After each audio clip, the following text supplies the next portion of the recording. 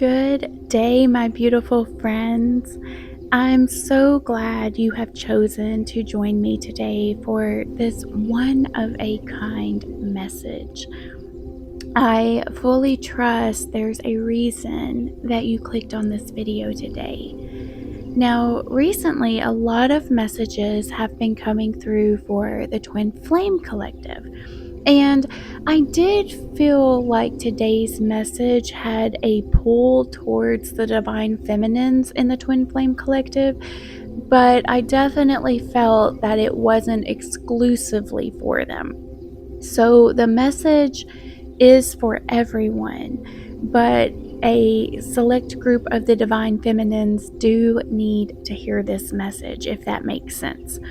And if you do resonate with being in the Twin Flame Collective, you're actually a part of a very special collective of people here on this earth at this time who chose to go on this journey to learn about your own individual sovereignty while also maintaining a relationship with someone else. So, for today's message, I set the intention to bring clarity to someone, but I left it open as far as what could come through. And there were so many different things that came out of my vision. I may have to do multiple videos. I'm going to try to get it all in one. This may be a longer video than I'm normally used to doing, because so much information came out, and I want each part of the message to have the time and the stage that it needs to be presented in the way that it needs to be presented. I don't want to rush through things or rush through any of these messages that I got, because they are all equally important. So today, when I began my meditation, I saw a pair of hands, and they found these two very heavy rocks. They were somewhere out in nature, this person was, and they were definitely by a lake and some mountains, and they were just trying to find some rocks. Now, these rocks were oddly shaped, and their size was significant. So the person could actually hold one rock in each hand, but they were heavy. So the person seemed to strain holding them, but they could do it. And these rocks, they were a little larger than the person's hands, and they were oddly shaped, so they were hard to grip on. But nevertheless, the person brought these rocks to a spot where it looked like they were going to start a fire. They had these smaller rocks that they had already used to make a circle, and then they had some dry grass and some dry leaves in the center, and these materials were stacked up in a way to allow oxygen in if a fire were to begin. Now, the whole time and during this whole vision, I only had the perspective of watching this person's hands. I never saw anything else, just what the hands were doing. And it did seem like this person was wearing a maroon colored hoodie, so that may have significance for someone, I'm not sure. But anyways, this person, they started trying to hit the two rocks together to create a spark that would catch the dry grass and the dry leaves on fire. But these two rocks were so heavy. And at first you could tell the person was unsure of how they would actually use these heavy rocks to create a fire. And I definitely felt an energy of the person looking around and making sure no one could see what they were doing while they were going through this trial and error kind of phase, figuring out how to get these rocks to spark a fire. But eventually, after many attempts, this person was actually able to get a spark out of hitting these two rocks together. And it seemed absolutely impossible for this to actually happen. But once they were able to get a spark, it seemed like there was another obstacle. This person could get the fire started, but then something was always out there to put the fire out. And at first, it was this person's doubt. So they didn't even believe in their self that they could get this fire going. So basically what cured that was the person tried over and over and over and over and over again. And they gained clarity, and they realized they were no longer afraid that they couldn't start a fire, or that they were doing something wrong, or they were doing it the wrong way. They built confidence in building this fire by doing it so many times. So then they do it again, and this person did start the fire, and the material caught on fire as well. And then rain came out of nowhere and put the fire out. And this person did not give up. And at this time, I almost felt like a Scorpio presence because they were trying to get this fire built to transform things, but something always happened before they could transmute. So anyways, they get yet another fire started, and then I see a man come up to the fire, and he kicked dirt on it out of nowhere, really, and he caused the fire to be snuffed out. So the person once again gathered all of their material and rebuilt the fire and got the spark, got the material on fire. And then this large bird, and it reminded me of a bald eagle, but it was very, very large. It flew so close to the fire, and it put it out with its wings. Now at this point, this person was frustrated, and I remember them crying out to God, why am I doing this? If you are never gonna let it work out, can't you see I'm trying here? I can't do your work if you keep restricting me. That's what the person said. And each time that fire went out, that person had to go gather more dry grass, more dry leaves. They had to put it in the circle a certain way so that it could have oxygen if a spark was to light it on fire. And then they had to strike these two rocks together so many times until they got a spark. And then, there's a lot going on to build a fire. It's not just an easy thing like lighting a match or flicking a lighter. So this person does all of those things again, and they pick up the heavy rocks, and they're trying to get a spark, and they are able to get a fire going. And this time, something did not immediately put that fire out. But this person wasn't ready for the spark. They had only been able to get so far along on their journey that once they got to this certain point, this person didn't have the other supplies ready to make the fire bigger. So eventually the fire burned out because it didn't have enough fuel.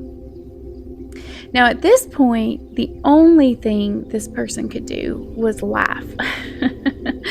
So instead of rushing, this person decided that they were going to take their time, and they were going to do everything in the proper steps so that they could light the fire, then feed the fire and keep the fire going and sustain it. So they got the kindling ready, they got more dry materials on standby to add once the spark caught. They gathered all kinds of wood together and had it close so that they could add it to the fire to keep it growing. They had built these rocks they just had like a simple circle of rocks in the beginning, but they built them up so that it was actually taller. So if anybody tried to kick dirt into this fire, it wasn't going to touch the fire. They checked the weather. I mean, they went over every single little detail. Nothing was going to stop them now. So the person prepared and gathered the two rocks. And now, one thing I will say, when they got the rocks this time, the person realized that the rocks were not as heavy as before, and they were kind of questioning it because they didn't know if they had gained muscle from doing this work for so long because they had been striking these two rocks together so many times in live and getting this fire started just for it to go out. Or they couldn't tell if the rocks maybe lost some weight from all of the hitting that was done between them. But either way, whatever happened, this person did realize these rocks felt lighter.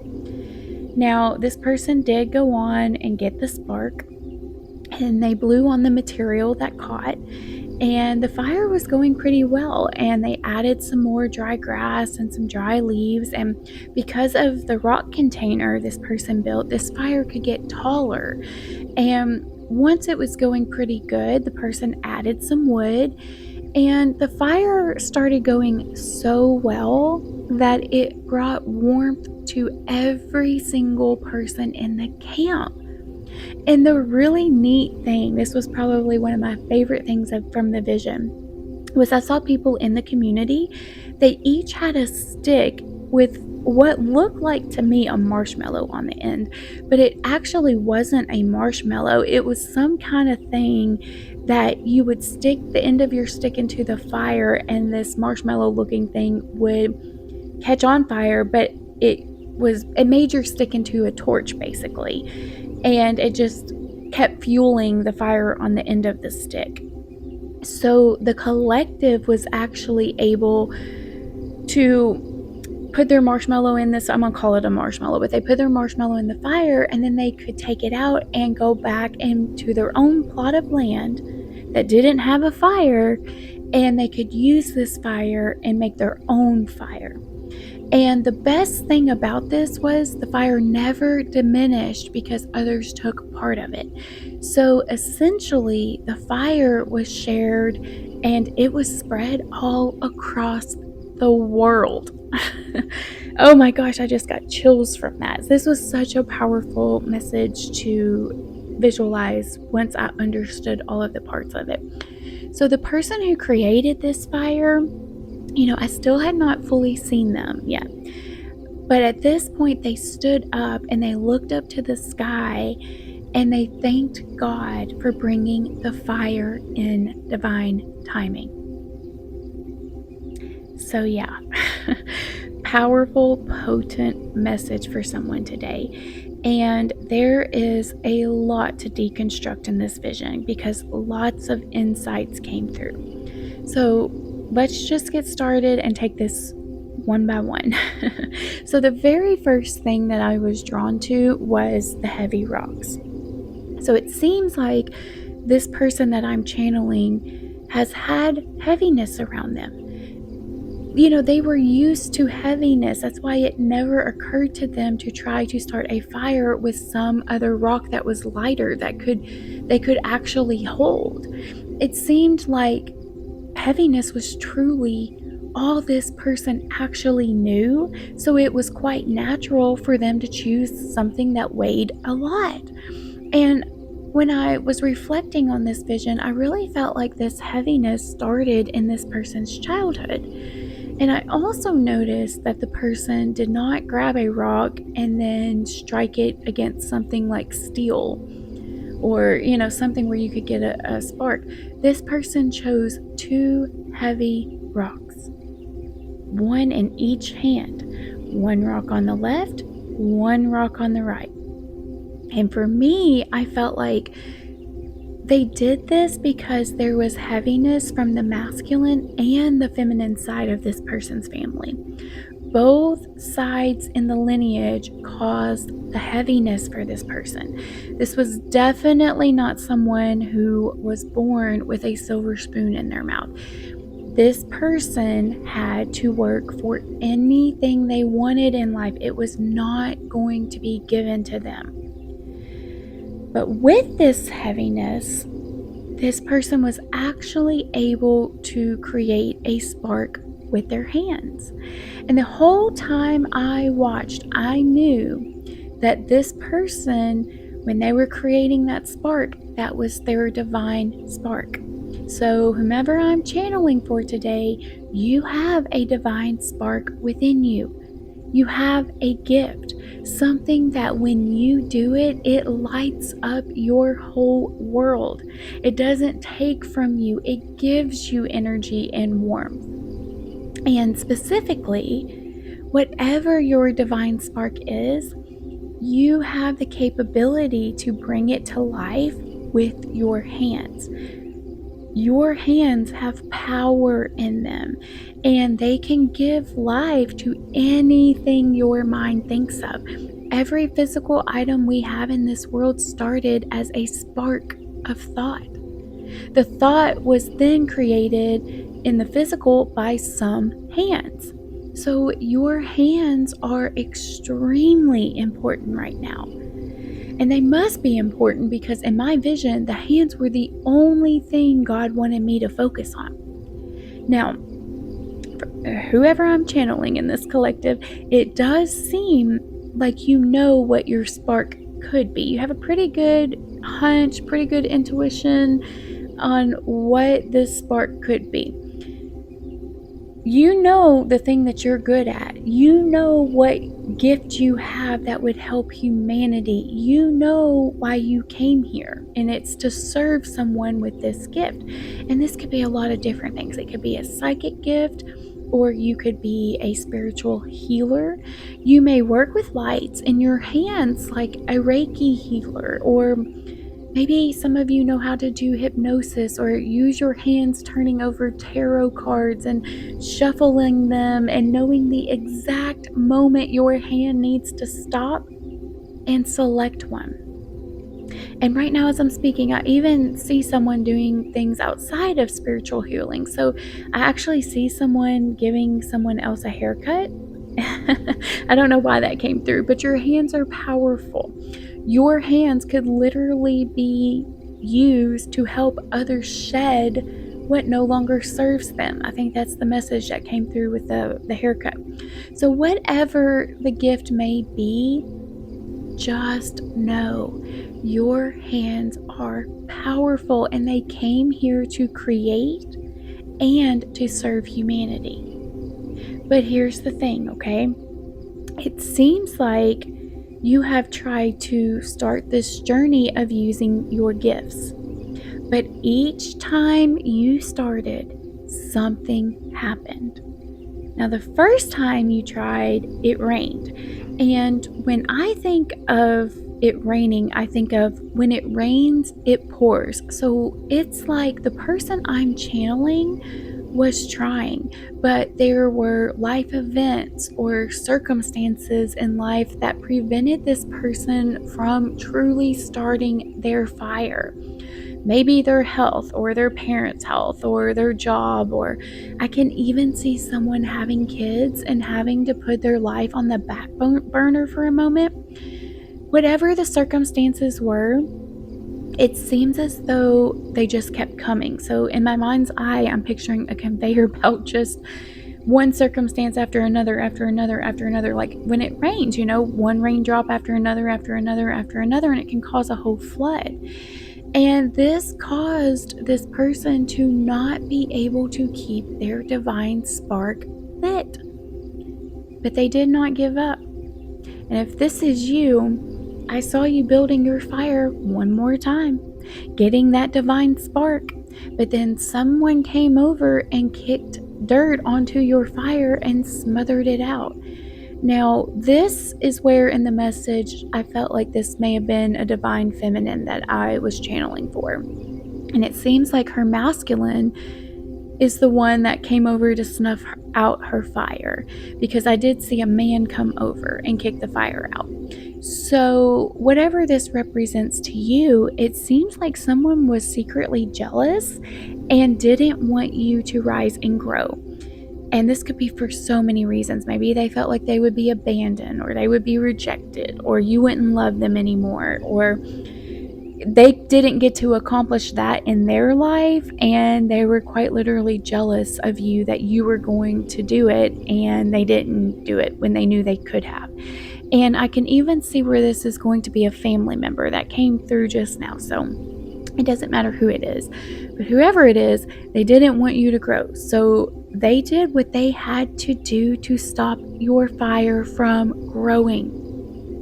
It's almost seriously as though they were mad at themselves. That's why they were kicking dirt. But you had gotten to this level, and they got so mad about it that they had to bring you back down to their level. Now, the bird coming and stopping the fire was interesting because, the bird was like a bald eagle. It wasn't no small bird coming to stop this fire. And I really didn't understand that visual when I first had it, but I did ask for some clarity. And it was brought to my attention that the bird represented your freedom. And whoever I'm channeling for had this newfound freedom at one point in their life. And with this freedom came a lot of distractions. So, if you didn't ever get to go out, you were raising a family, and then all of a sudden you become an empty nester and you have freedom now, or maybe you were at a job that took all of your time and then you work from home and you have a little bit more freedom, or whatever it is, distractions came when you were in your freedom phase. There was just this lack of focus on the fire. So something was able to come through and destroy the fire once more by keeping you watching it instead of your own fire within. But still, this person never gave up. From the heaviness of childhood to all of life's circumstances hitting you on the conveyor belt, just one right after another, you are still wanting to share your gift with the world. But this time things are different. We're in a time where a lot of planets are in Aries. This is the year of the fire horse. Next year is the year of the fire goat. We have the sun in Aries right now. We have Neptune and Saturn in Aries right now. Mars will be moving into Aries next. The fire is here. And this time, this person is not missing out. My vision was really, really clear. This person is going to harness all of this fire energy that is going on in the collective. And I just heard the fire has your back. So that may be for someone. So this person is going to light their divine spark one more time, but this time they are going to be prepared. And your guides are wanting you to know that the heaviness you experienced early in your life is now going to be used to relate to others on your journey. You have overcame heaviness, distractions, toxic partners, not being prepared, and you have accomplished a lot on this journey. And because of your mistakes, you know the best way to build the fire this time and sustain it over the long haul. Nothing, and I mean nothing, can stop you. And the most beautiful thing about the person I'm channeling is your fire specifically is able to bring warmth to a whole community. And for some reason, I just saw like the Twin Flame Collective in the fire. So your fire quite literally brings warmth to your other counterpart and to the Twin Flame community and even union. But it doesn't just stop there, okay? So many people can use you as an example now because you have set the way. You have set the path on how to do this. Now they can have their own fire within. and they can go back to where they are from and have this fire within and spread it to even more people. But it never, ever, ever diminishes you. And I saw this fire spreading globally. So, for whoever I'm talking to, your gifts are going to take you worldwide, which may be kind of hard to think about right now, but they are literally going to take you all around the world. You have overcome so much this lifetime, and it was not done in vain. It was so that you could be at this exact moment, during this exact time, to rise with your gift and spread your fire across the globe. So, if this is you I'm channeling, I truly want to thank you so, so much for never giving up, when quite frankly, that seemed like the absolute easiest option to do. You're still here for a very important reason. And I just heard someone's guide say, now's your time to shine. That's actually so perfect of your guides to say right now, because I really feel the sun is so strong at this moment. So someone's guide saying it's your time to shine is so fitting. You may actually have some fire signs in your chart somewhere. You may have some Leo, or you may even have a Leo midheaven. I don't know why I'm seeing that right now, but there's not a person in this entire world that deserves this opportunity more than you, because you have battled against all odds that came your way to get to this very moment where your fire will be activated, but also where you are able to sustain it. So, thank you so, so much for going on this journey, and thank you for collaborating with me on another message for the collective. Mwah.